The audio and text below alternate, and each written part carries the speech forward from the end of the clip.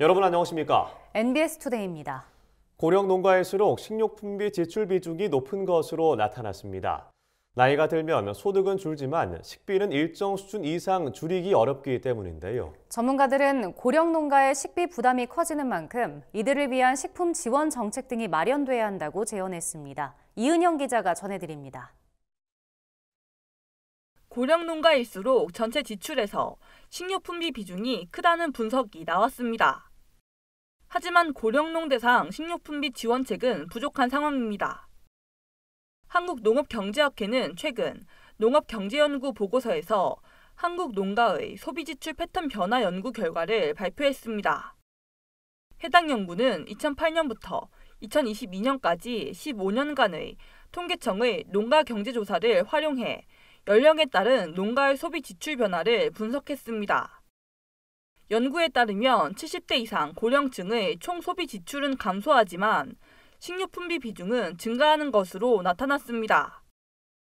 40대를 기준으로 할 때 60대는 식료품 비중이 4.3%포인트 증가했고 70대는 11.4%포인트나 증가했습니다.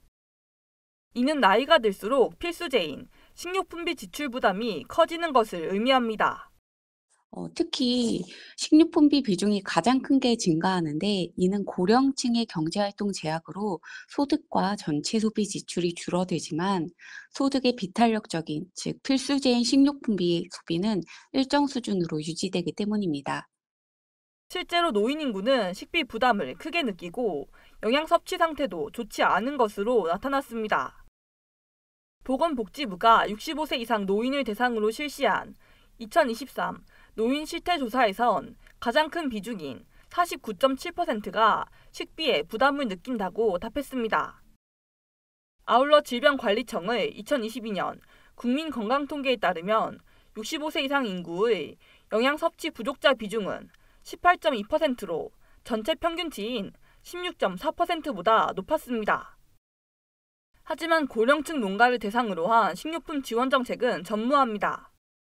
취약계층에 국산 농식품 구입비를 지원하는 농식품 바우처 사업이 고령 농가의 일정 수준 식비 지원책 역할을 해왔지만 내년부터는 이마저도 어려워 보입니다. 바우처 예산이 쪼그라들면서 사업 대상을 임산부와 영유아 가구 등으로 축소해 노인은 대상에서 빠졌기 때문입니다. 전문가들은 농촌 노인을 대상으로 한 식품 지원책이 마련되지 않으면 고령농의 건강이 악화될 수 있다며 정부와 지방자치단체가 지원책을 강구해야 한다고 제언했습니다. 농촌 노인은 대중교통 접근성이 낮아 식품 구매가 어렵고 이 때문에 균형 잡힌 식생활이 어려워질 수 있기 때문입니다. 따라서 기존 바우처 사업에 고령 취약계층을 포함되거나 지자체 차원에서 고령층을 위한 식생활 지원 프로그램 등이 필요하다고 생각합니다. 한편 국회 농림축산식품해양수산위원회는 노인과 장애인이 있는 가구 등도 혜택을 받을 수 있게 내년도 농식품 바우처 예산을 1,763억 원 대폭 증액해 의결했습니다. 해당 예산안은 국회 예산결산특별위원회를 거쳐 본회의에서 확정되기 때문에 증액 예산의 통과 여부는 미지수입니다. MBS 이은영입니다.